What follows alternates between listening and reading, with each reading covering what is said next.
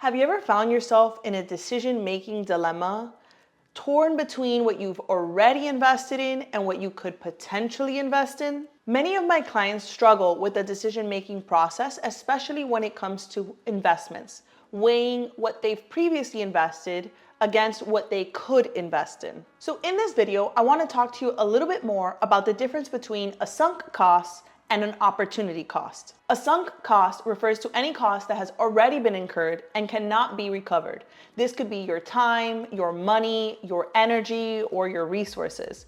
The key thing when you think about a sunk cost is that at this point, it cannot be reversed. Examples of this might be research and development expenses, maybe marketing costs or advertising costs. Maybe it's an employee that you've trained for several months. Now, an opportunity cost is the cost that you are incurring by not taking on something else or by not spending that money, energy, and resources on something else. An example of this might be the decision to work with this client over that client and the possibility of losing out more revenue in the long run by having made this decision instead of that decision. The thing is that both sunk costs and opportunity costs play in our mind and confuse us as to what decision to make when it comes to time, money, resources, and investments. Imagine you spend $10,000 on an advertising campaign and the results end up being extremely disappointing.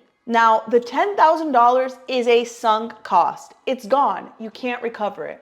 The opportunity cost is what you could have done with that $10,000 instead of having invested it in that particular advertising campaign. Understanding the distinction between these costs allow us to avoid this sunk cost fallacy, right?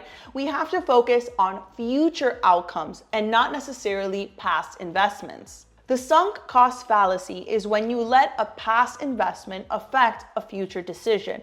For example, now that you've spent $10,000 on this advertising campaign, you might feel very differently about spending any money in advertising.